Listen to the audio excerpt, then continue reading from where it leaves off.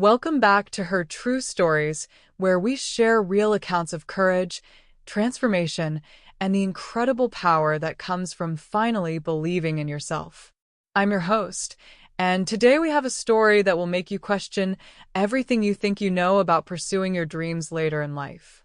This is the story of Marilyn Ashford, a 58-year-old woman whose daughter destroyed her hand-drawn art designs and told her to get a real job. What happened next is a masterclass in the art of silent revenge and the beauty of proving everyone wrong. If you've ever been told your creative dreams are just hobbies, if you've ever been dismissed because of your age, if you've ever wondered whether it's too late to start over, this story is for you. Marilyn's journey from heartbreak to international success will show you that sometimes the most powerful response to cruelty is extraordinary achievement. Before we begin, I want you to hit that like button if you believe it's never too late to pursue your passions, and subscribe to our channel if you're ready to hear more stories of ordinary people achieving extraordinary things. Your support helps us continue sharing these powerful testimonies of resilience and vindication. Now, let's dive into Marilyn's story. But I have to warn you, what her daughter did to her precious artwork will break your heart, and what Marilyn did in response will leave you cheering. This is a story about the devastating power of dismissal, the quiet strength of determination, and the sweetest kind of success, the kind that speaks for itself. Here's what happened when a 58-year-old woman decided she was done asking permission to dream. My name is Marilyn Ashford, and at 58, I thought I understood heartbreak. I had buried my husband 2 years earlier, sold our family home, and moved in with my daughter to help us both through difficult times. I thought the worst pain was behind me. I was wrong. It was nearly midnight on a Tuesday when my world shifted forever. I sat at Heather's kitchen table, surrounded by the gentle chaos of my art supplies, colored pencils, fine-tip markers, and sheets of high-quality paper that I bought with the small savings I had left. The kitchen light cast a warm glow over my latest creation, an intricate textile design inspired by the Victorian gardens my late husband David and I used to visit. This wasn't just a hobby for me. These designs were my lifeline, my way of processing grief while creating something beautiful. Each delicate brushstroke represented hours of meditation, of healing, of hope that maybe I could build something meaningful from the ashes of my old life. I had been working for months on a portfolio, dreaming of maybe, possibly, finding a way to turn my art into income. At 58, starting over felt impossible, but these designs made me feel alive again. They made me feel like Marilyn Ashford still had something valuable to offer the world. The front door slammed, shaking the small apartment. Heather was home from another late night at her marketing job, and I could hear her frustration in every heavy footstep. "Mom? Why are all the lights on?" Her voice carried that edge it had developed over the past 6 months, sharp, impatient, as if my very existence was an inconvenience. "I'm just finishing up," I called softly. "I'll clean up in a minute." Heather appeared in the doorway, still in her work clothes, her blonde hair disheveled and her makeup smudged. At 29, she was beautiful in the way that youth makes everything beautiful, but there was something harsh in her eyes that hadn't been there when she was younger. She looked at my spread of artwork with the expression someone might reserve for a pile of garbage. "You're still doing this?" "I'm working on my portfolio." "Portfolio?" She laughed, and the sound was like glass breaking. "Mom, you're 58 years old. This isn't a portfolio. This is a hobby. A childish hobby." I felt my chest tighten. "I think they're getting quite good," Mrs. Patterson next door said. Mrs. Patterson is 80 and half blind. She'd compliment a crayon drawing. Heather moved closer to the table, and I instinctively wanted to protect my work. "Mom, when are you going to accept reality? You're not some undiscovered artist. You're a widow living in her daughter's apartment, playing with colored pencils like a kindergartner." "Heather, please." "Please what?" "Please keep pretending this is anything more than you avoiding getting a real job." She reached for her wine glass, her third of the evening, I noticed, and in her dramatic gesture, she knocked it over. Red wine splashed across my designs, immediately soaking into the papers I had spent weeks perfecting. I gasped, grabbing for the drawings, but it was too late. Months of work were destroyed in seconds.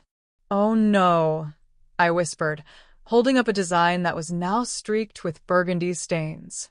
"Oh, no, no, no. See?" This is exactly what I mean. Heather didn't even apologize. Instead, she grabbed a paper towel and began roughly wiping the table, further smearing the wine into my artwork. "This is a waste of time. You need to get a real job, Mom. You need to contribute to this household instead of sitting around playing artist all day." I sat frozen, watching my daughter, my only child, the little girl I had raised to be kind and compassionate, destroy my work without a flicker of remorse. I could try to save some of these. I started, but Heather cut me off. "Stop it. Just stop it." You're embarrassing yourself." She crumpled up one of my designs and threw it in the trash. "I work 10 hours a day to keep this roof over our heads while you sit here making pretty pictures. Do you know how that makes me feel? Do you know how it looks to my friends?" Her words hit me like physical blows. "I didn't know you felt that way." "Of course you didn't know. You're too busy living in your little fantasy world to notice that you're a burden." A burden. The word echoed in my mind as I looked at my daughter. This stranger, who looked like Heather but spoke with the voice of someone I didn't recognize. "I'm trying to build something," I said quietly. "I'm trying to find a way to be independent again." "By drawing flowers?" "Mom, wake up. You're 58. Nobody's going to hire you to doodle. Nobody cares about your artistic vision. You need to get a job at a grocery store or something. Something real." She left then, stomping to her bedroom and slamming the door so hard that a picture fell off the wall. I sat alone in the kitchen, surrounded by the ruins of my dreams. Wine had soaked through most of my designs, rendering them unsalvageable. I carefully picked up the pieces that might be saved, but my hands were shaking. As I cleaned up the mess, I thought about the past 6 months since I'd moved in with Heather. The little comments about my playing around with art, the eye rolls when I mentioned my projects, the way she introduced me to her friends as my mom who's going through a creative phase. I had thought she was being supportive. I had thought she understood that art was my way of healing, of finding myself again after losing David. But I had been wrong. In Heather's eyes, I wasn't a woman rediscovering her passion. I was a pathetic old lady playing with crayons, too delusional to accept that my life was essentially over. I picked up one of the least damaged designs, a delicate pattern of intertwining roses that I had based on the garden where David proposed to me 35 years ago. Half of it was stained beyond repair, but I could still see the beauty in what remained. That's when I made a decision that would change everything. I would never explain myself to Heather again. I would never defend my dreams to someone who saw them as embarrassment. And I would never, ever let her make me feel small again. As I carefully placed my surviving artwork in a protective folder, I began to plan. Not revenge. That would come later, naturally, as a consequence of Heather's choices. But escape. Freedom. A life where my art mattered, where my dreams had value, where I could be Marilyn Ashford instead of just Heather's mother. I spent the rest of the night researching apartments online, quietly packing my most essential belongings and making a promise to myself. I would prove that 58 was not too old to start over.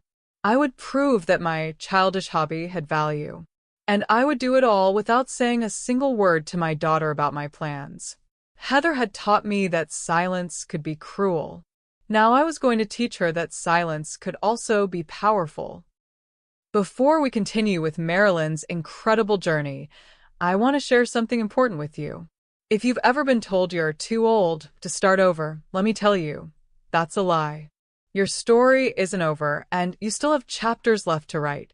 Our best-selling book, Reclaiming Your Peace After Pain, is filled with simple, powerful steps to help you heal, rebuild, and fall in love with life again. Click the link in the description box and start your new beginning today. And if Marilyn's story is speaking to your heart, please hit that like button and subscribe to our channel. Your support helps us continue sharing these powerful stories of resilience and justice. Trust me, you won't want to miss what Marilyn does next.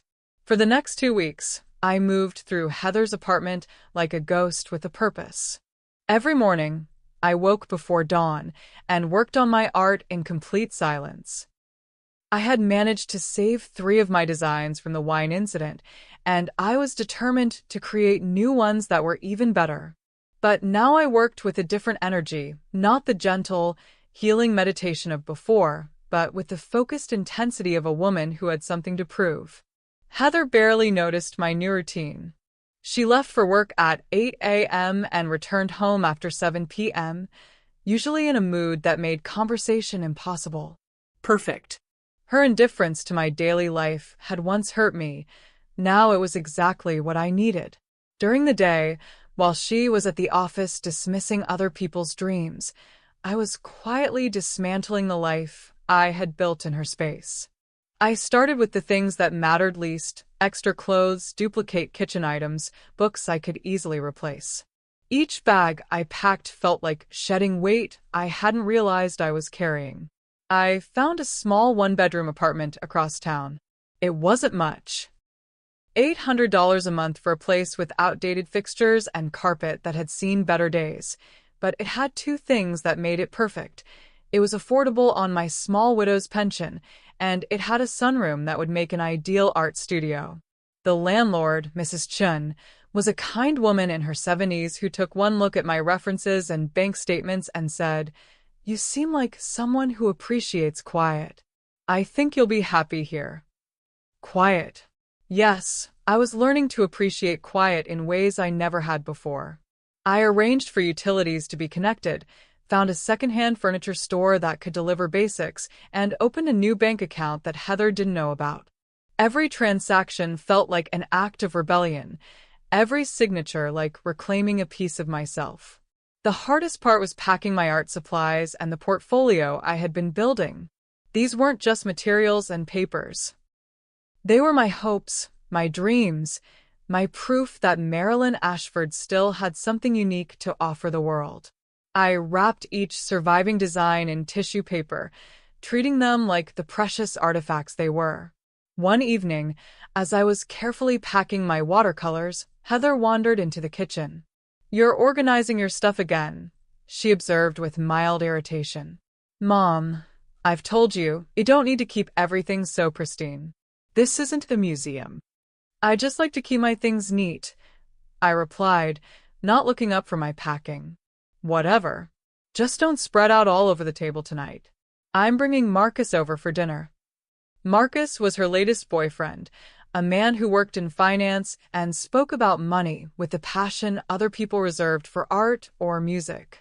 He had been to the apartment twice before, and both times he had looked at my art supplies with barely concealed disdain.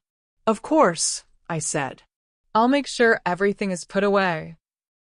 That night, I listened to them in the dining room, discussing property investments and vacation homes while I sat in my bedroom, wrapping my most delicate brushes in protective cloth. Their conversation was peppered with casual dismissals of people they considered beneath them. "She's just a secretary. He's never going to amount to anything. They don't understand how the real world works." I wondered if Heather spoke about me that way when I wasn't around. My mom? Oh, she's going through this artistic phase. It's kind of embarrassing, but what can you do? She's 58 and has these delusions about being an artist. The thought didn't hurt as much as it should have. Instead, it strengthened my resolve. On my second-to-last night in Heather's apartment, I did something I hadn't done in months. I called my old friend Sandra. Sandra Pierce had been the owner of a small but prestigious art gallery downtown before retiring 5 years earlier. We had met through David's work. He had been an accountant for several local businesses, including Sandra's gallery, and had maintained a friendship built on our shared love of art and good conversation. Marilyn. Sandra's voice was warm with genuine pleasure. I was just thinking about you. How are you holding up, dear? I'm changing, I said carefully. Sandra, I know this might sound strange, but would you be willing to look at some artwork I've been creating? I value your opinion, and I need an honest assessment. Of course. What kind of work have you been doing? Textile designs. Patterns for fabric, wallpaper, that sort of thing. I know it's not gallery art, but nothing. Good design is good design, regardless of the medium. When can you come by?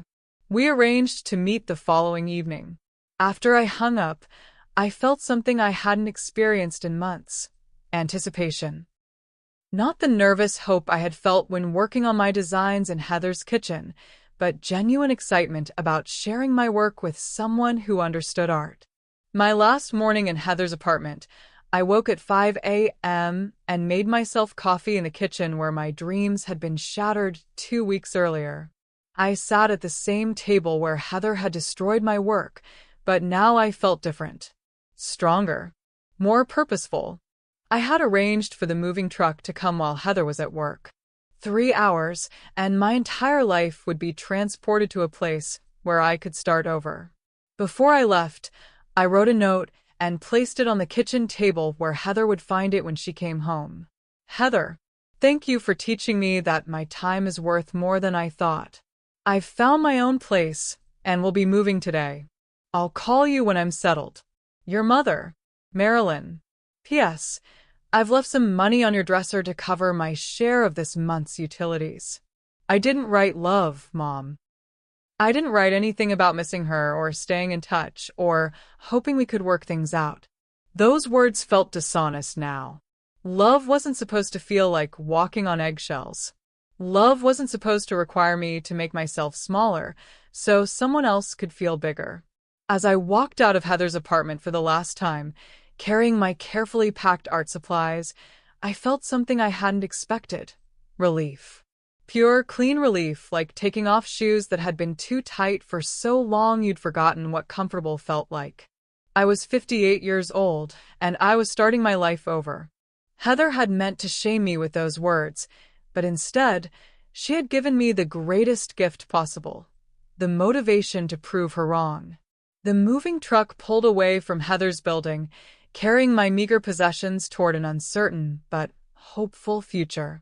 In the passenger seat beside me, carefully secured in a protective case, was my portfolio of textile designs. I had no idea that within 6 months, one of those designs would change my life forever. I had no idea that the childish hobby Heather had mocked would become the foundation of a career that would make me financially independent for the first time since David's death. All I knew was that I was free. Free to create without judgment, free to dream without ridicule, free to discover who Marilyn Ashford could become when she wasn't constantly defending her right to exist. The silence in my car was profound, but it wasn't empty. It was full of possibility. My new apartment was smaller than any place I had lived since college, but it felt like a palace. The living room was barely large enough for a couch and coffee table, the kitchen could fit only one person at a time, and the bedroom was so tiny that I had to choose between a dresser and a reading chair. But the sunroom, the sunroom was perfect. It faced east, so morning light flooded through the windows, illuminating everything with a kind of golden glow that made even ordinary objects look magical. I set up my easel by the largest window, arranged my art supplies on a simple wooden table I'd bought at a thrift store, and hung my 3 surviving wine-stained designs on the wall as a reminder of how far I'd already come. For the first week, I did nothing but create. I woke with the sunrise and worked until my eyes grew tired, taking breaks only to eat simple meals and walk around the neighborhood. Without Heather's constant criticism echoing in my mind, my creativity flowed like water from a broken dam. I designed patterns inspired by everything around me, the way shadows fell across my neighbor's garden, the intricate wrought iron details on the building across the street, the delicate frost patterns that appeared on my windows during cold mornings. Each design was more confident than the last, more bold, more uniquely mine. It was during my second week of solitude that Sandra called. "Marilyn, dear, I hope you're settling in well.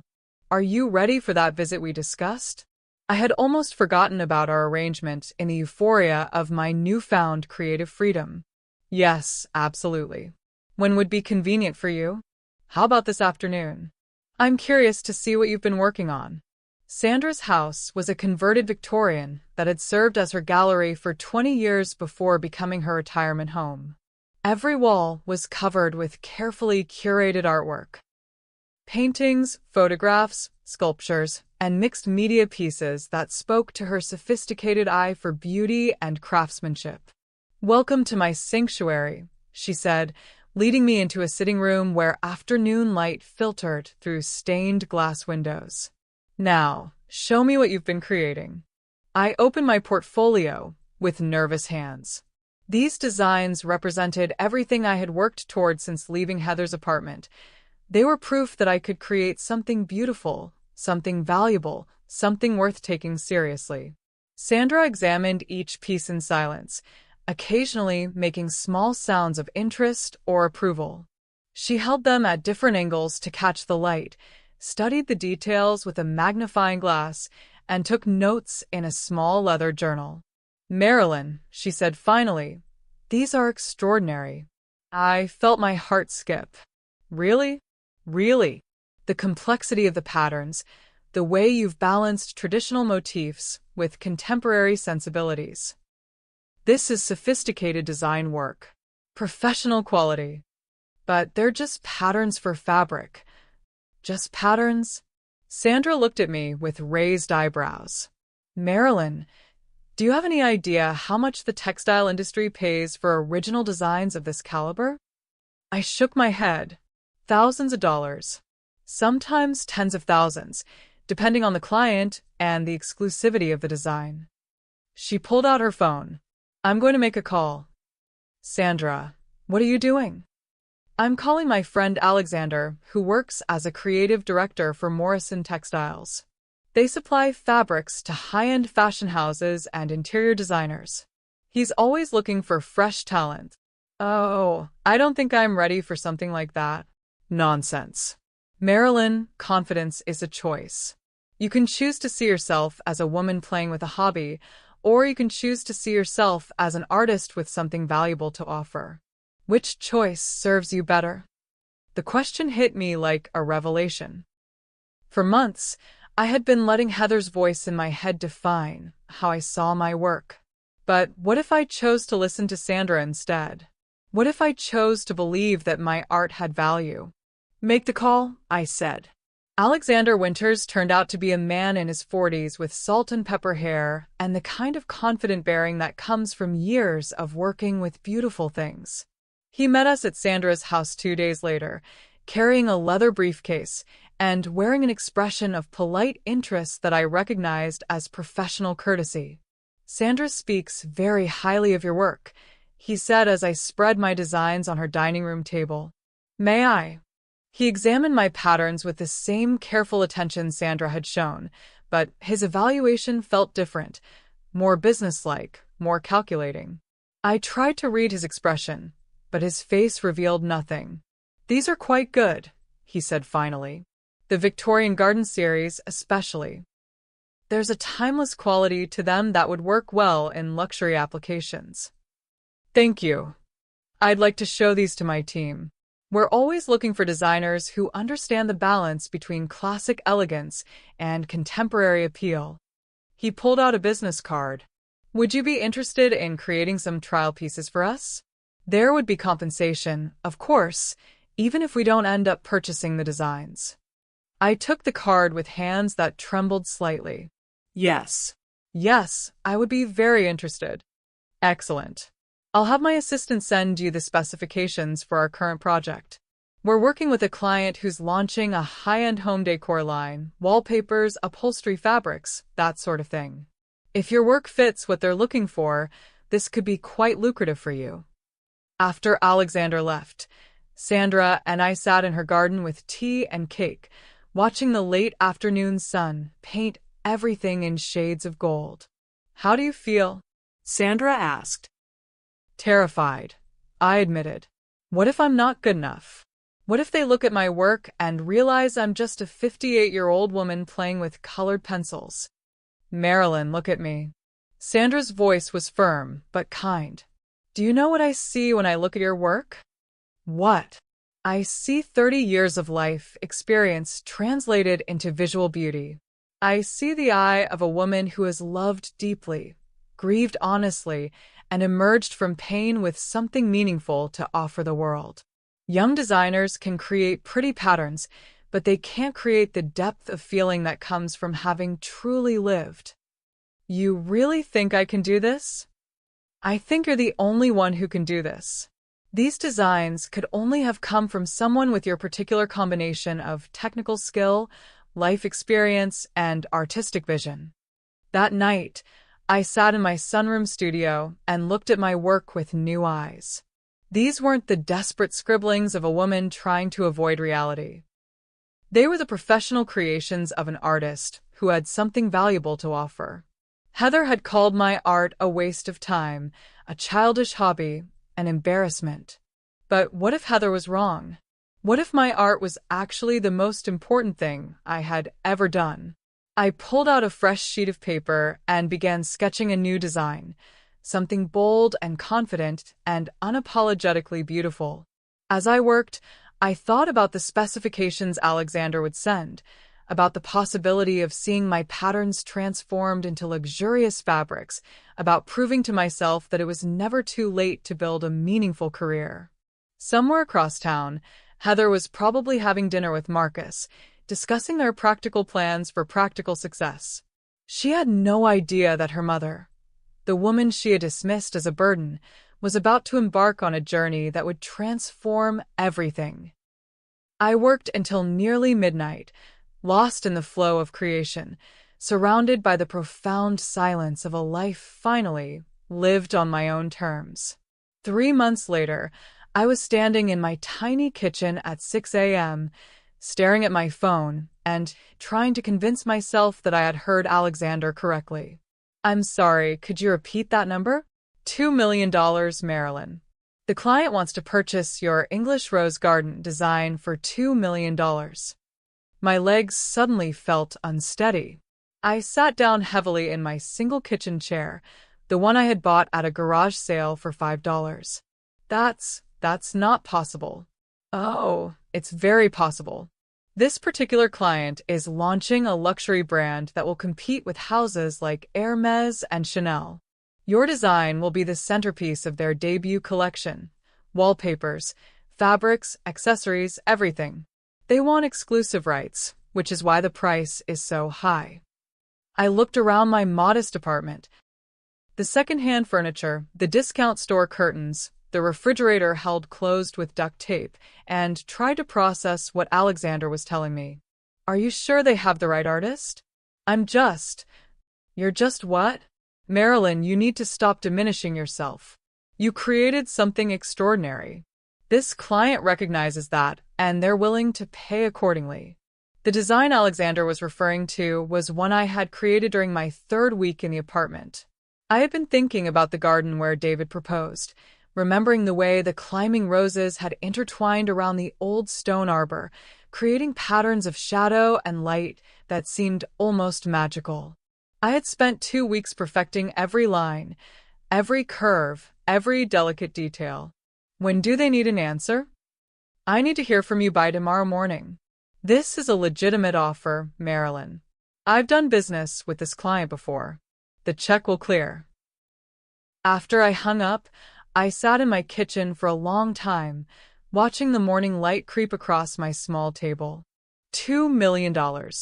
The number felt abstract, impossible, like something that happened to other people. I called Sandra. Marilyn, how are you, dear?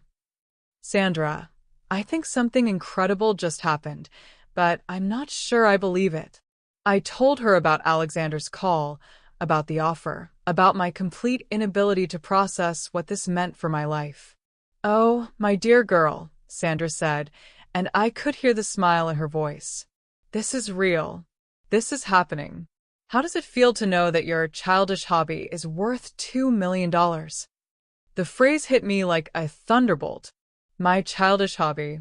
The words Heather had used to dismiss my dreams, to make me feel foolish for believing I could create something meaningful. It feels like vindication, I said quietly. It should. Marilyn, this is just the beginning. Once word gets out that you've created $1 million design, every luxury brand will want to work with you.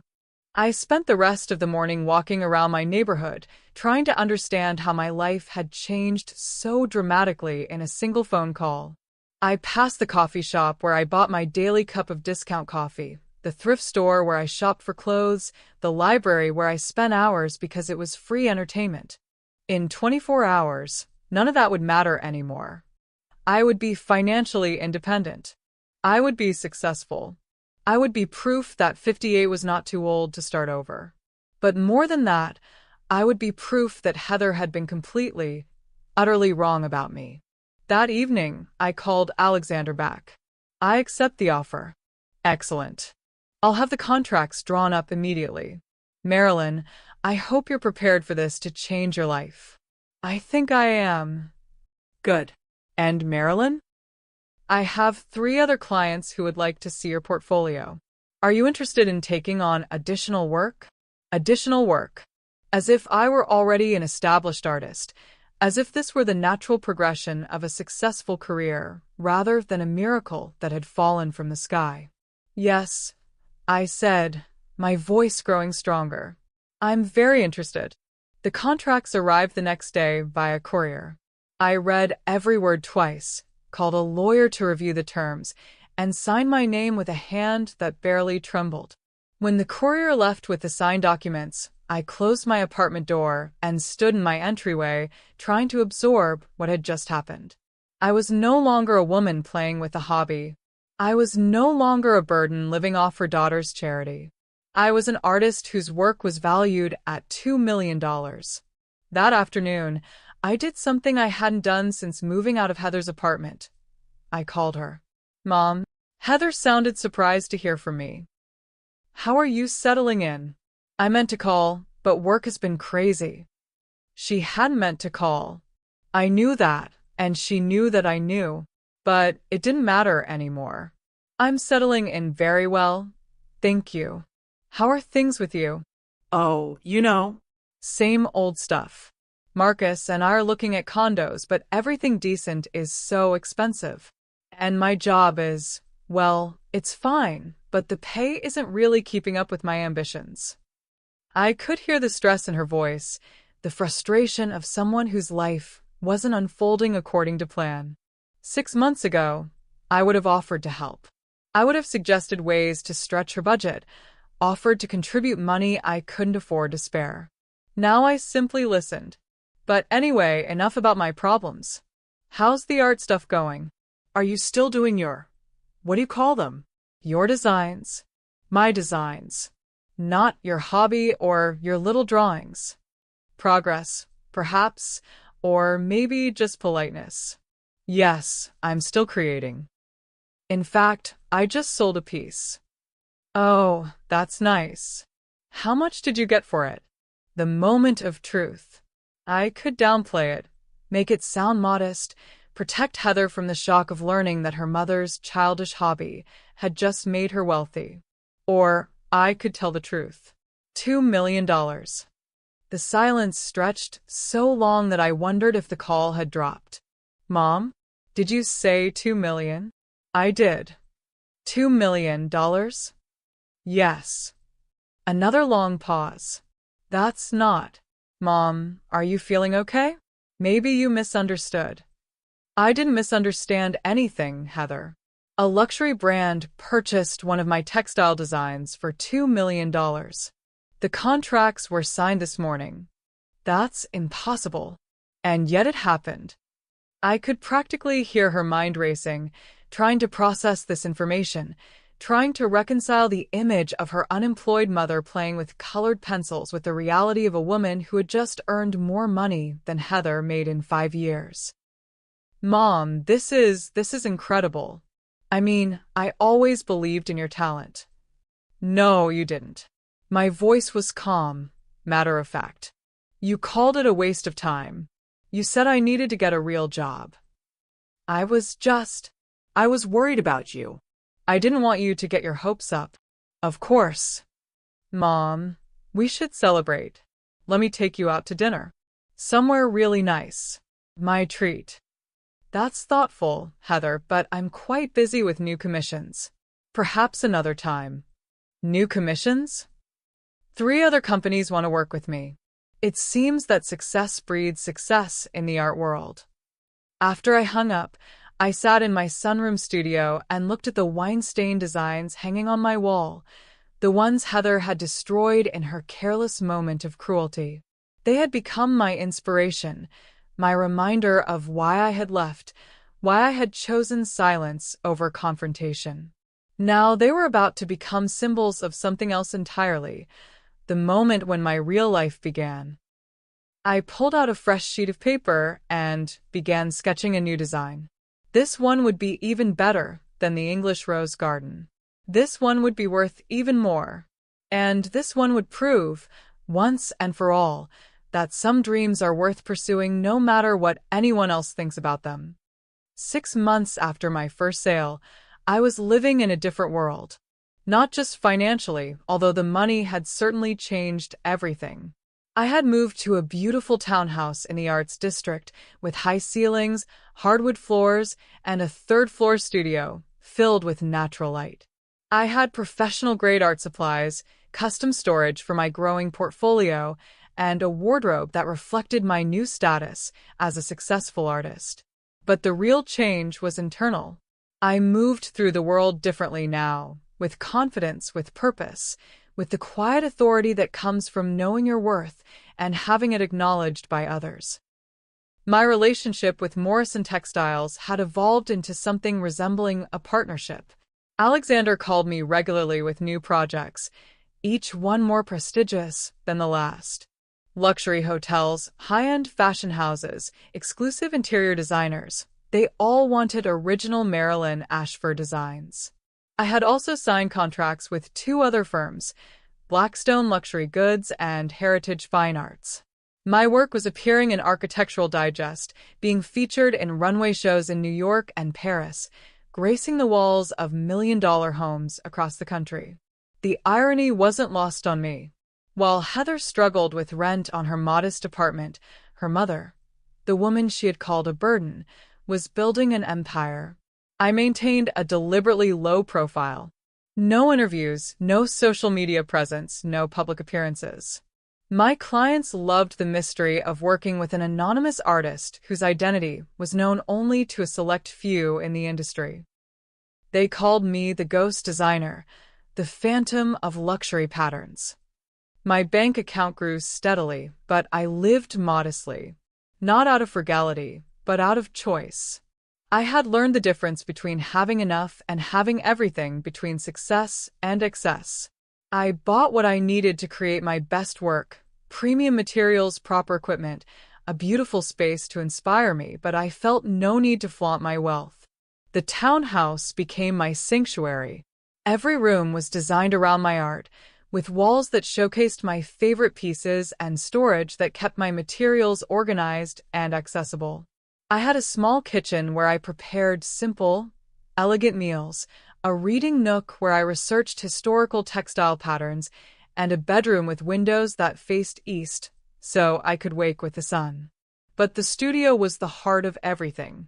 It occupied the entire 3rd floor, with skylights that filled the space with perfect, even light throughout the day.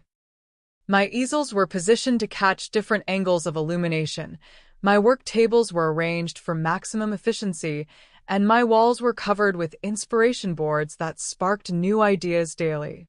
I worked with the discipline of someone who had learned that opportunity doesn't wait for convenient moments. Every morning, I was at my easel by 7 a.m. I took breaks for meals and walks, but my focus was absolute. Creating beautiful patterns wasn't just my career. It was my passion, my meditation, my way of making sense of the world. The money kept growing. By the end of my first year as a professional artist, I had earned over $5 million. Not because I was greedy, but because excellent work commanded excellent compensation, and I had finally learned to accept what I was worth. I invested most of it conservatively, on the advice of a financial planner who specialized in artists and creatives. Real estate, bonds, diversified portfolios that would provide steady income for the rest of my life. I was building more than a career. I was building security, independence, freedom from ever having to depend on anyone else again. My social life was small but meaningful. Sandra and I had dinner twice a month, usually at my place, where we would discuss art, literature, and the strange journey that had brought me from Heather's kitchen table to international success. I had also developed friendships with a few other artists in the neighborhood, people who understood the creative process and respected the dedication it required. I rarely thought about Heather during this period, not out of anger, but out of simple irrelevance. She had become a minor character in the story of my life, someone whose opinion no longer mattered, whose approval I no longer sought. When she did cross my mind, it was with a kind of detached curiosity about how someone could be so wrong about another person they claimed to know well. My routine was peaceful, productive, and entirely my own. I woke when I wanted, worked when inspiration struck, traveled when I needed new inspiration for my designs. I had complete control over my time, my energy, my creative output. But I also knew this peaceful phase wouldn't last forever. Success has a way of attracting attention, and attention has a way of complicating even the most carefully constructed privacy. The first sign came when Alexander called with an unusual request. "Marilyn, I have an opportunity that's a bit different from your usual work." "What kind of opportunity?" "Pembroke House is launching their first textile collection in 50 years. They want to work exclusively with you, a full line of fabrics and wallpapers featuring your designs.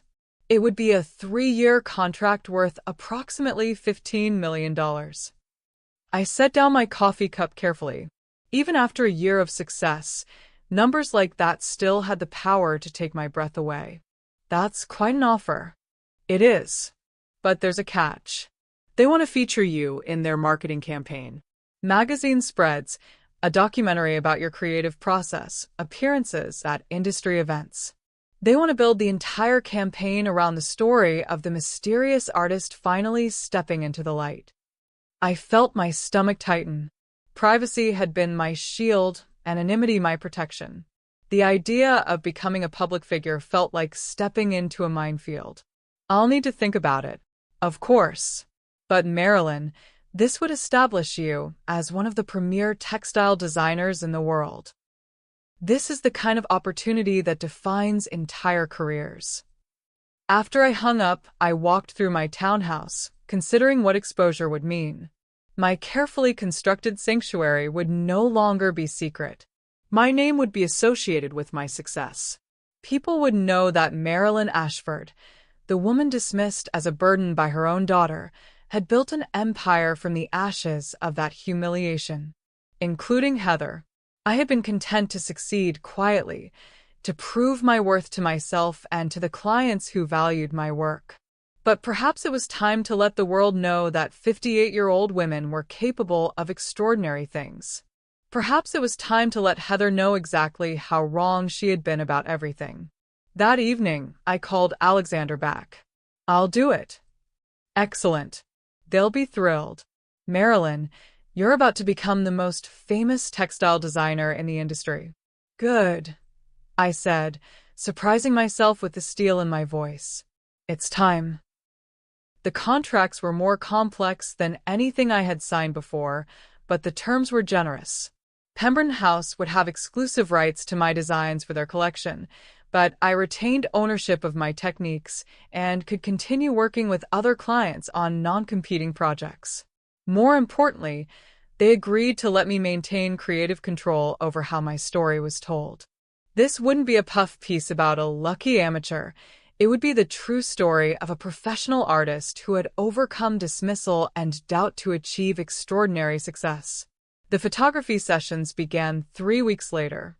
I spent a day at my townhouse studio with a team of photographers and stylists, documenting my creative process, my living space, my transformation from grieving widow to successful entrepreneur. I wore a simple black dress and my grandmother's pearl necklace, elegant, understated, timeless. The photographers captured me at my easel, surrounded by my work, looking every inch the serious artist I had become. "You have such an interesting face," the lead photographer told me. "Very photogenic. The camera loves those cheekbones." I smiled, thinking about all the years I had felt invisible, dismissible, unworthy of attention. Now professional photographers were discussing my bone structure, like I was a model instead of a 59-year-old woman who had spent most of her life being overlooked. The magazine spread would run in Architectural Digest, Vanity Fair, and Design weekly simultaneously. The documentary would air on the Arts and Culture Network. There would be gallery showings of my work, interviews with industry leaders about my impact on textile design, and features in newspapers across the country. In 3 months, everyone would know the name Marilyn Ashford, including my daughter. I didn't call Heather to warn her. I didn't prepare her for what was coming. She had taught me the power of silence, after all, and I had become an excellent student. Instead, I focused on my work, creating the most beautiful designs of my career for the Pemberton House collection. Each pattern was more sophisticated than the last, more confident, more undeniably the work of a master craftsperson. When the first magazine hit the stands, I was ready. When the documentary aired, I was prepared. When the phone started ringing with congratulations, interview requests, and new business opportunities, I answered with the calm professionalism of someone who had finally learned her worth. But when Heather called, I let it go to voicemail. After all, silence was golden, and I had spent a year learning to appreciate its value. The phone rang at 8:47 p.m. on a Tuesday, 6 weeks after the Architectural Digest feature hit newsstands. I was in my studio, putting the finishing touches on a design inspired by Art Nouveau stained glass windows, when I saw Heather's name on the caller ID. I hadn't spoken to her since the day I told her about my first sale, nearly 8 months ago. I let it ring. The voicemail she left was casual, almost aggressively normal. "Hey Mom, it's me. Just checking in. I saw the craziest thing today. There was a woman in a magazine who looked just like you. Anyway, call me back when you get this. Love you." I deleted the message without calling back. She tried again the next morning, this time with a slight edge to her voice. "Mom, it's Heather. I really think we should talk. That magazine thing I mentioned? I'm pretty sure it actually was you. That's incredible, but also kind of confusing because you didn't mention anything about being in magazines. Call me." I was working on a series of botanical patterns when the third call came that afternoon. "Mom, okay, I know it was you in Architectural Digest. My friend Marcus saw it too. What the hell is going on? Why didn't you tell me you were some kind of famous artist? This is insane. Call me back immediately." Finally, on Thursday evening, as I was enjoying a glass of wine in my reading nook, Heather called for the 4th time. This time, I answered. "Hello, Heather." "Mom." "Finally. I've been trying to reach you for days. Why haven't you been answering?" "I've been working. What can I do for you?" "What can you do for me?" "Mom, you're in Architectural Digest. There's a 6-page spread about your art. When were you planning to mention this?" I could hear the mix of excitement and hurt in her voice, as if my success was something that had happened to her rather than something I had achieved on my own. "I didn't realize I needed to report my professional activities to you." "Professional activities?" "Mom, this isn't just professional activities. This is huge. The article says you're one of the most sought-after textile designers in the luxury market. It says your work sells for millions of dollars." "That's correct. But how? How did this happen? Last time we talked, you had just sold one design. Now you're living in some gorgeous townhouse, and there are art critics calling you a visionary talent. I don't understand. I worked hard, Heather. I developed my skills, I built relationships with clients, and I created beautiful work that people wanted to buy. But why didn't you tell me? I'm your daughter. I should have known about this. I paused, considering how to answer that question honestly. When would I have told you, Heather? During one of our regular conversations? Oh, wait. We haven't had any regular conversations. The last time we spoke was 8 months ago, and before that, I hadn't heard from you since I moved out of your apartment. I was giving you space to get settled. You were relieved to be rid of me. Which is fine, Heather. I understand that having your unemployed mother living with you was an embarrassment, but you can't have it both ways. You can't dismiss me as irrelevant and then expect to be included in my success. Mom, that's not fair. I never said you were irrelevant. You said my art was a childish hobby. You said I needed to get a real job. You destroyed my work and told me I was wasting my time. I was frustrated. I was working so hard, and it seemed like you were just playing around. I didn't mean to hurt you, but you did hurt me. And now you're upset because I succeeded without your support or approval. There was a long silence. When Heather spoke again, her voice was smaller, more uncertain. Mom, I know I wasn't supportive before. I was stressed about money and work, and I took it out on you. But I want to make up for that now. I want to be part of your success. Part of my success? I mean, I want to celebrate with you. I want to be proud of you. I am proud of you. You're proud of me now that my worth has been validated by magazines and money. Where was that pride when I was creating art in your kitchen? I should have been more encouraging. I can see that now. Yes, you should have been. Another pause. Mom, look, I know I made mistakes, but we're family. Can't we move past this? I looked around my beautiful studio, at the walls covered with my successful designs, at the evidence of everything I had built without her help or blessing. Heather, can I ask you something? Sure. Why are you calling me now? What do you want from this conversation? I want to reconnect with my mother. I want us to have a relationship again. That's all. Well, I mean, I'd love to see your new place. And I'd love to hear about your work. And honestly, Mom, I'm going through a tough time financially.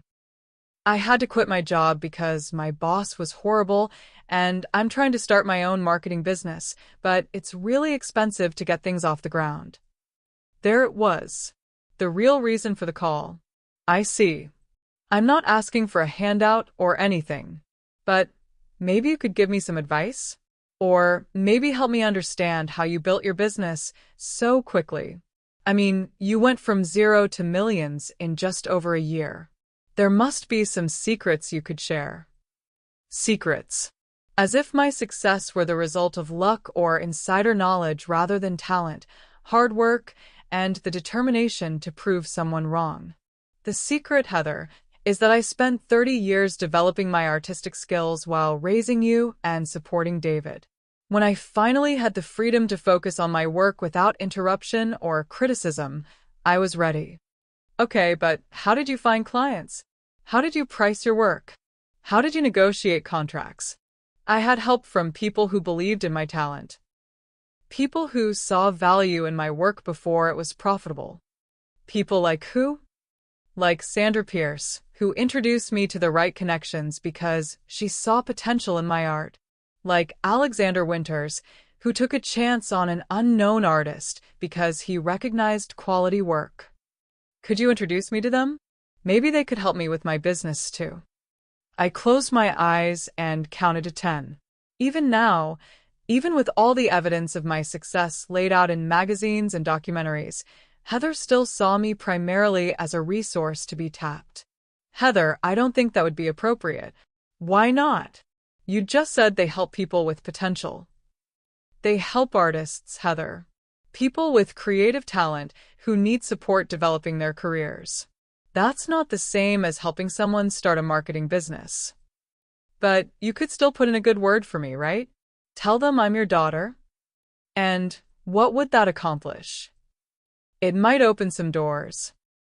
I mean, if you're as successful as these articles say, your recommendation would mean something. I felt something cold settle in my chest.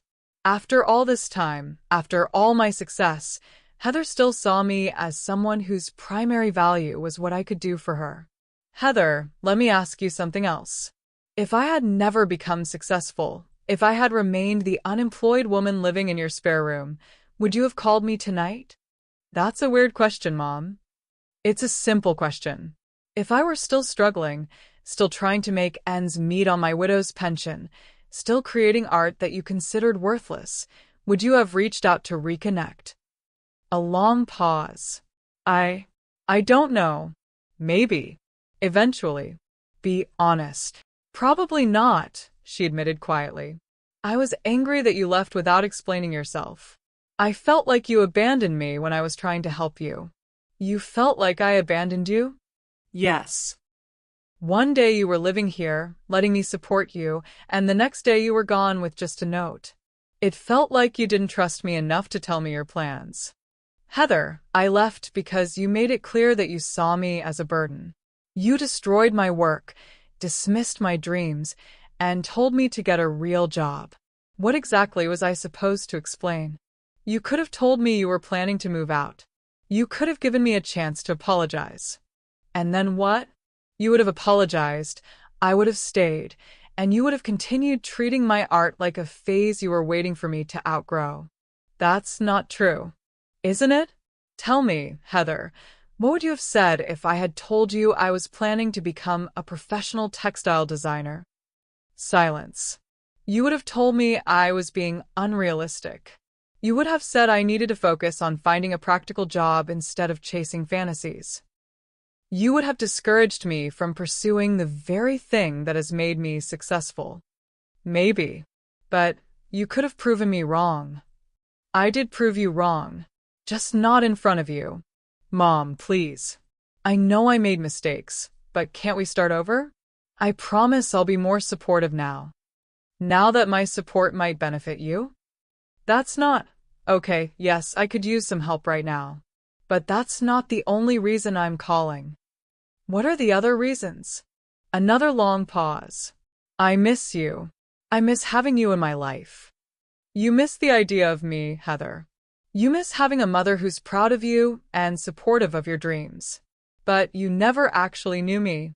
You never took the time to understand what mattered to me or what I was capable of achieving. I want to know you now. Do you? Or do you want to know the successful version of me? The version that might be useful to your business aspirations? Both, maybe. Is that so wrong? I considered her answer. At least she was being honest. Heather, I'll think about what you've said. But I want you to understand something. I'm not the same woman who lived in your spare room. I don't need your approval anymore.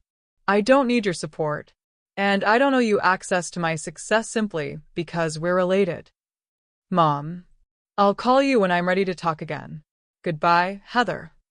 I hung up and sat in the gathering darkness of my studio, surrounded by the fruits of my labor. Through my windows, I could see the city lights beginning to twinkle, each one representing someone else's dreams, someone else's struggles, someone else's victories. Heather had sounded genuinely remorseful, but she had also revealed that her primary interest in reconnecting was still fundamentally selfish. She wanted my success to rub off on her, wanted my connections to open doors for her, wanted my money to solve her problems. She still didn't understand that love and respect weren't the same thing. She still didn't understand that calling someone only when you needed something wasn't the same as having a relationship. But most importantly, she still didn't understand that I was no longer the woman who would sacrifice her own well-being to make her daughter's life easier.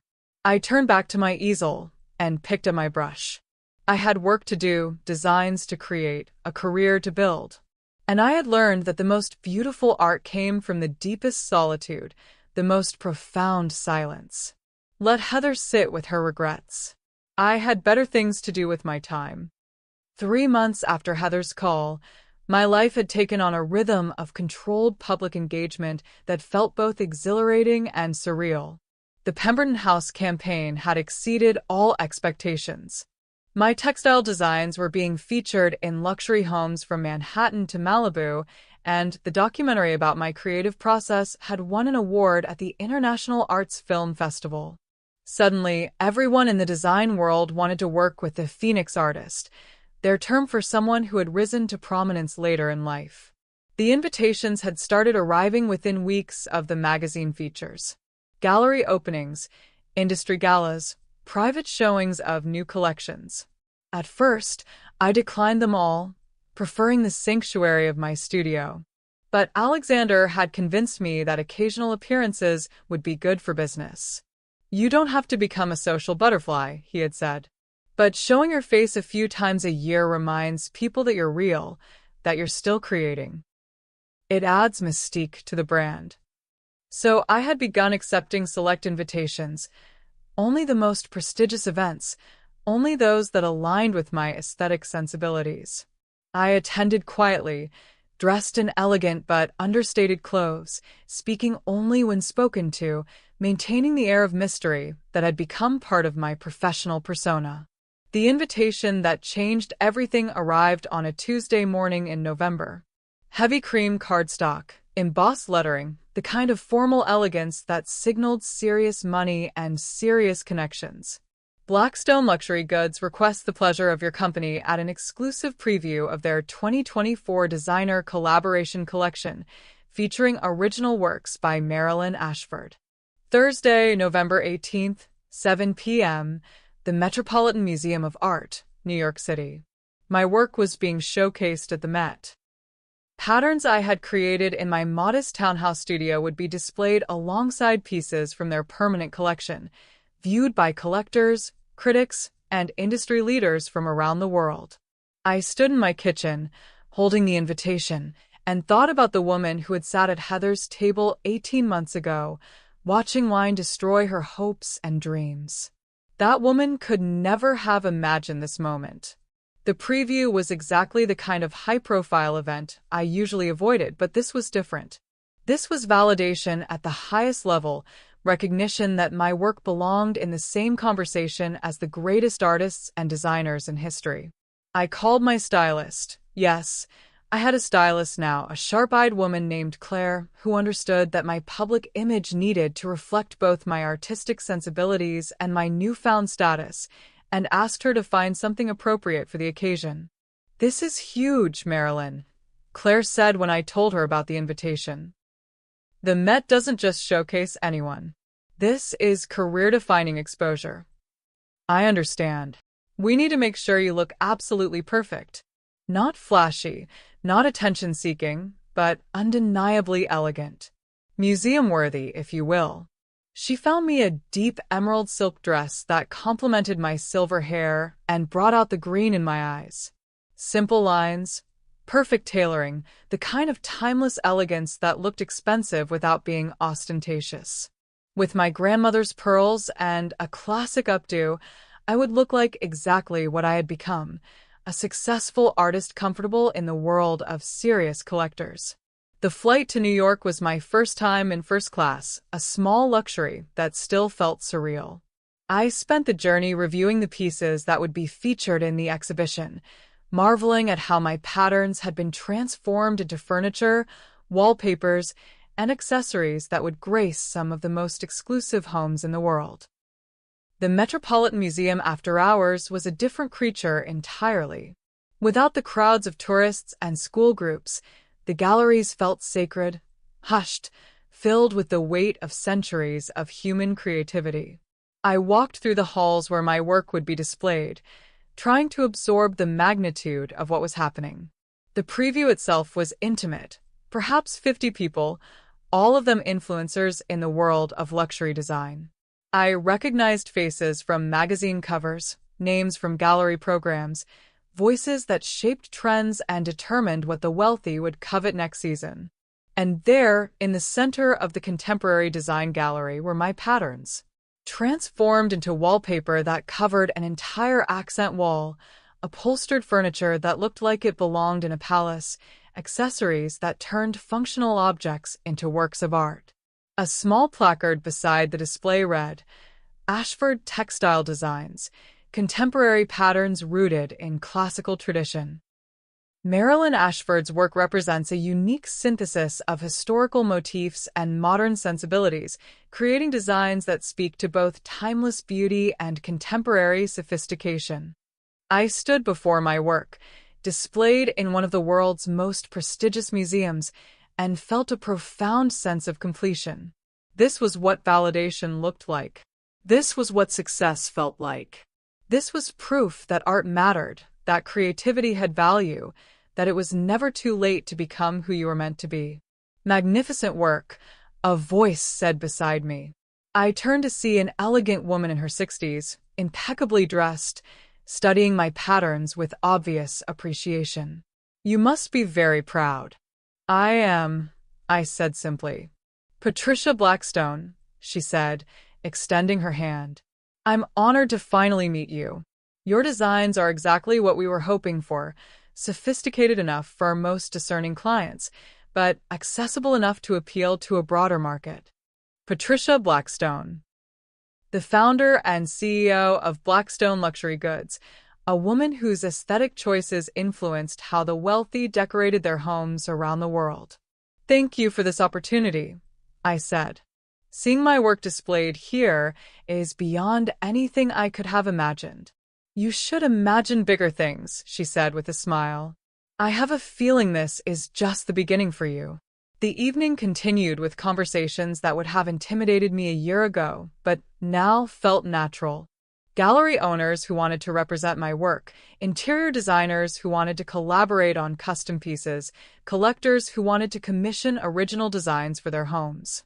I gave out my business cards sparingly, spoke about my work with quiet confidence, and maintained the professional distance that had become my trademark. I was friendly but not available, successful but not desperate, talented but not needy. As the evening wound down, I found myself near the museum's grand staircase, looking out over the city lights of Manhattan. A year and a half ago, I had been invisible, dismissed, living on the charity of a daughter who saw me as a burden. Now I was standing in the Metropolitan Museum of Art, surrounded by people who valued my work enough to pay millions for it. Excuse me, are you Marilyn Ashford? I turned to see a young woman with a notebook and camera, clearly a journalist who had somehow gained access to the private event. I'm Casey Williams from Design Today magazine. I was hoping I could ask you a few questions about your meteoric rise in the design world. Your story is so inspiring, a widow who reinvented herself as a successful artist in her late 50s. Our readers would love to know more about your journey. A meteoric rise. Is that what this was? From the outside, perhaps it looked sudden, dramatic, like overnight success. But I knew the truth. This was the result of 30 years of developing my skills, 18 months of focused work, and the determination that came from being underestimated by someone who should have believed in me. I'm not giving interviews tonight, I said politely. But you can contact my representative if you'd like to discuss a feature. Just one quick question. What would you say to other women who think it's too late to pursue their dreams? I considered the question. What would I say to women like the one I used to be? Women who had been told their dreams were hobbies, their talents were worthless, their ambitions were embarrassing? I would say that other people's opinions of your potential are irrelevant, I said finally. The only question that matters is, what are you capable of creating when no one is watching? The journalist scribbled frantically. And what about family support? How important is it to have people who believe in you? I thought about Heather, probably sitting in her apartment right now, struggling to pay her bills while her mother's work was being celebrated at the Metropolitan Museum of Art. Family support is wonderful when you have it, I said, but it's not required for success. Sometimes the greatest gift someone can give you is showing you that you don't need their approval to achieve your dreams. After the journalist left, I spent a few more minutes in the museum, memorizing the feeling of seeing my work displayed alongside pieces that would outlast all of us. Then I collected my coat and headed back to my hotel. On the plane home the next morning, I thought about what the journalist had said, a meteoric rise. But it didn't feel meteoric to me. It felt inevitable, like the natural result of finally being free to become who I had always been underneath the roles of wife, mother, caregiver. My phone buzzed with a text message. Heather. Mom, I saw photos from the Met event online. You looked incredible. I'm so proud of you. Can we please talk? I deleted the message without responding and turned my attention to the clouds outside my window. I had learned the value of silence, the power of making people wait for what they wanted from me. Heather would keep calling, keep texting, keep trying to insert herself into my success. But she would have to earn the right to be part of my life now, and earning required more than words. It required understanding what she had done wrong and demonstrating that she had changed. So far, I had seen no evidence of either. I closed my eyes and began mentally sketching a new design, something inspired by the classical columns of the museum, something that would capture the feeling of strength and permanence I had experienced standing in those hallowed halls. By the time I landed, I was eager to get back to my studio, back to the work that had saved me, back to the life I had built with my own hands and my own vision. Let Heather wait. I had art to create. The call came on a rainy Thursday afternoon in February, 6 months after the Metropolitan Museum exhibition. I was in my studio, working on a commission for a luxury hotel chain in Dubai, when my phone rang. Heather's name appeared on the screen, and as had become my habit, I let it go to voicemail. But something in her voice when I played the message back made me pause. Mom, please. I know you're angry with me, and I understand why, but I really need to talk to you. Something's happened, and I don't know what to do. Please call me back. She sounded different. Not demanding or entitled, but genuinely distressed. Against my better judgment, I called her back. Mom? Oh, thank God. I wasn't sure you'd call. What's wrong, Heather? Can we meet in person? I know you probably don't want to see me, but I really need to talk to you face to face. We met at a coffee shop downtown. Heather looked terrible, thin, pale, defeated. Gone was the confident woman who had destroyed my art. Mom, I need to tell you something, and I need you to let me get through it before you respond, okay? I nodded. I was wrong about everything. About your art, about your dreams, about what you were capable of. I destroyed something beautiful that you had created, and I dismissed your talent because I was stressed and frustrated and taking it out on the person who was safest to hurt. She told me about Marcus breaking up with her, calling her too negative and critical, about her failed business, about barely scraping by with a call center job. I kept thinking about how you would have encouraged me to keep trying, how you would have found ways to help me problem solve and stay motivated. And I realized that I had never, not once, given you that same support. She pulled out a small wrapped package, one of my original Weinstein designs, carefully preserved. I saved it. After you left, I found it in the trash, and I kept it. I look at it every day to remind myself of what I destroyed. What do you want from me, Heather? I want another chance. Not to be supported or rescued or fixed. I want a chance to be your daughter again, to be someone you can be proud of.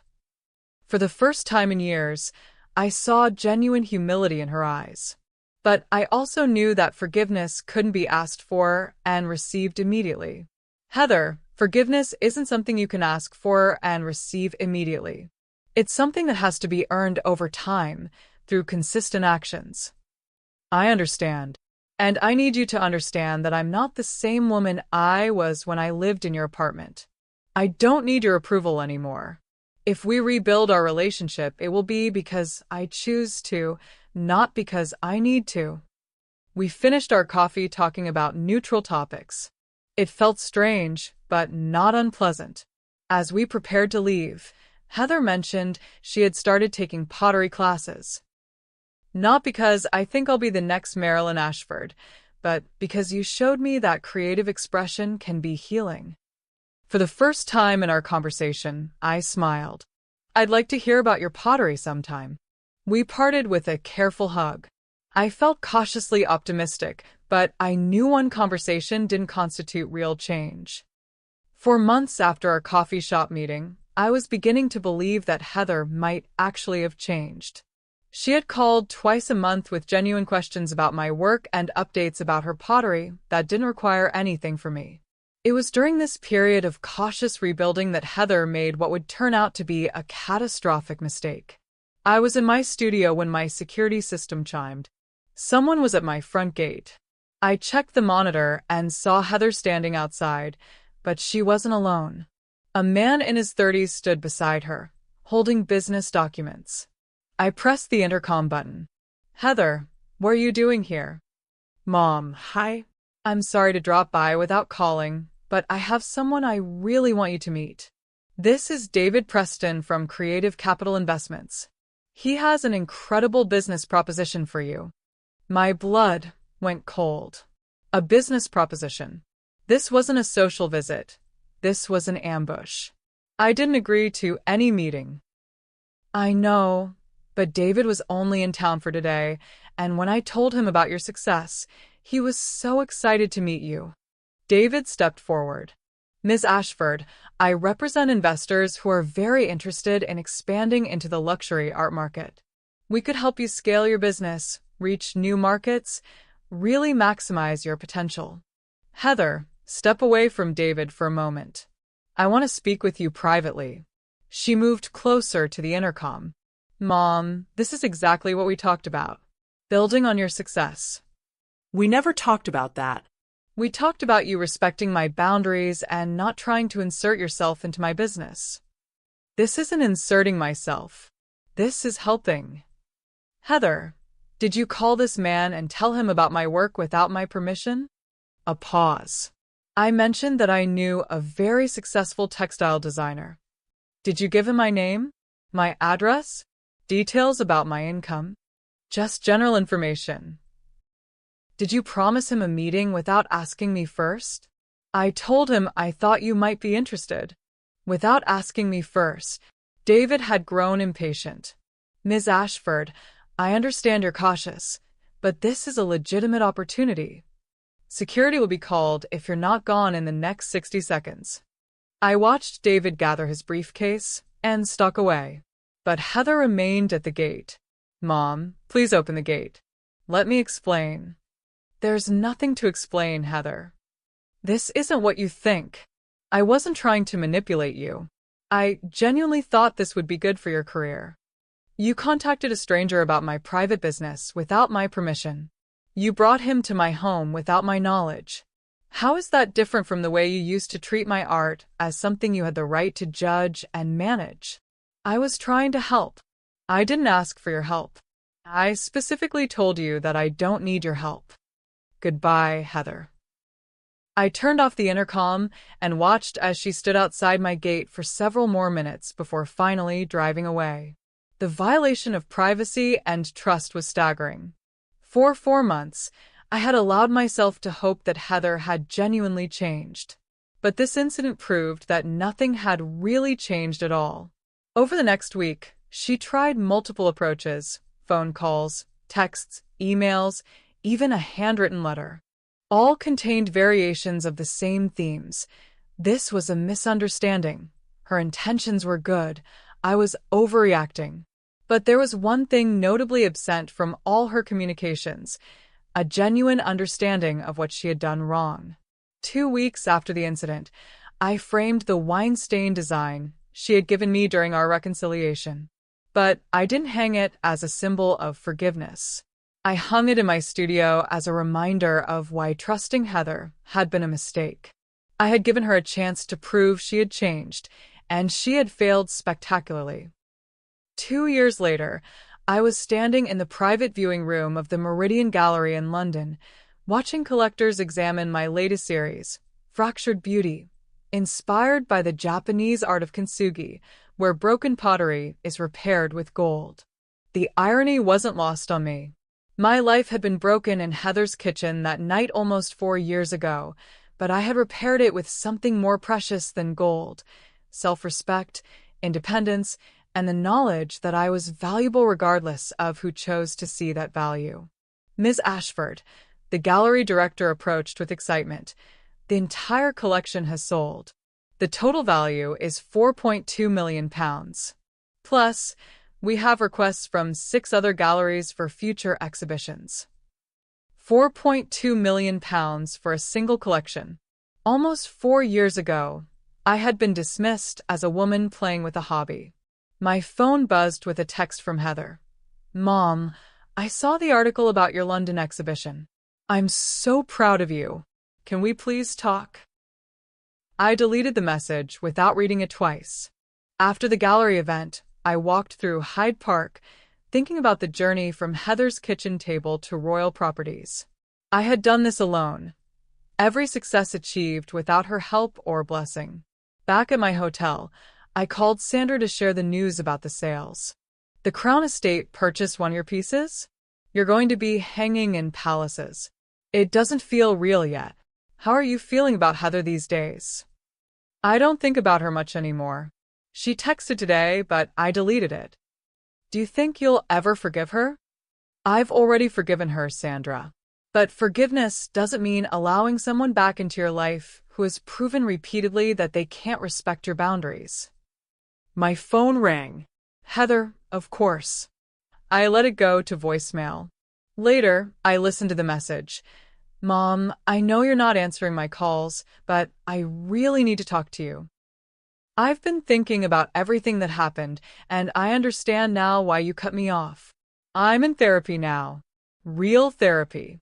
I'm working on understanding why I always try to control situations instead of just supporting people." Her voice broke slightly. "I'm not asking you to call me back.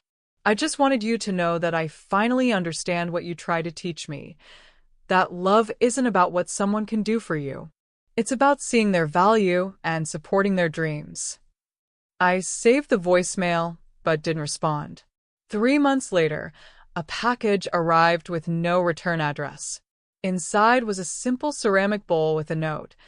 "Mom, I made this in my pottery class. It's the first thing I've created that I'm truly proud of. Thank you for showing me that it's never too late to become who you're meant to be. I love you, Ash." The bowl was simple but well-crafted, showing real skill and dedication. I placed it on my desk where I could see it while I worked. Not as a symbol of reconciliation, but as evidence that perhaps some people could change. But I still didn't call her. A year later, I was featured on the cover of International Artist magazine as Designer of the Decade. When asked about family support, I said, "I had the support of people who believed in my vision. Sometimes the most important relationships are the ones you build, not the ones you inherit." I was 62 now, with silver hair that caught the light beautifully and lines that spoke of hard-earned wisdom. I looked like a woman who knew her worth. That evening, my phone rang. "Heather." For the first time in almost 2 years, I answered. "Hello, Heather." Mom. "I saw the magazine. You look incredible." "Thank you. I wanted to tell you how proud I am. Not proud like I had anything to do with your success, but proud like I'm honored to be your daughter, even if I haven't earned that honor." Cutting me off forced me to look at myself honestly, for the first time. "I've spent the past 4 years working to become someone worthy of your respect. And how's that going?" "Slowly. But Mom, whether we ever have a relationship again or not, you taught me the most important lesson of my life. That love isn't about what someone can give you. It's about who they are and how they treat people. I'm managing a pottery studio now. I'm helping other people discover the same peace in creating that you showed me." Despite my emotional distance, I felt a flicker of pride. "That's wonderful, Heather. I want you to know that I'm sorry. Not sorry for hurting your feelings, but sorry for not seeing your value until the whole world was celebrating it. Sorry for not supporting your dreams when it would have mattered.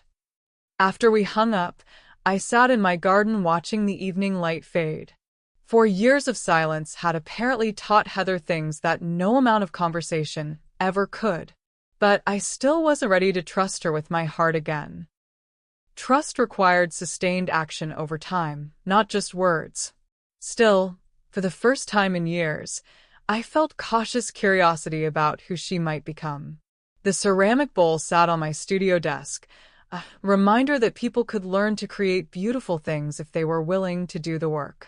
In the meantime, I had art to create, a life to live on my own terms. I had learned that the most beautiful revenge wasn't destruction. It was living so well that other people's opinions became irrelevant. The final silence wasn't empty. It was full of everything I had built from the ashes of what others had tried to destroy. And it was enough. Thank you for joining Marilyn on this incredible journey of transformation and self-discovery. Her story reminds us that it's never too late to pursue our dreams, and that sometimes the most loving thing we can do is enforce boundaries with grace and determination. If this story touched your heart, please hit that like button and share it with someone who needs to remember their own creative power. Don't forget to subscribe to our channel for more real stories of resilience, justice, and the beautiful complexity of family relationships. And remember, your dreams matter, regardless of what anyone else thinks about them. The most important audience for your creativity is yourself. Until next time, keep creating, keep dreaming, and keep believing in your own magnificent potential.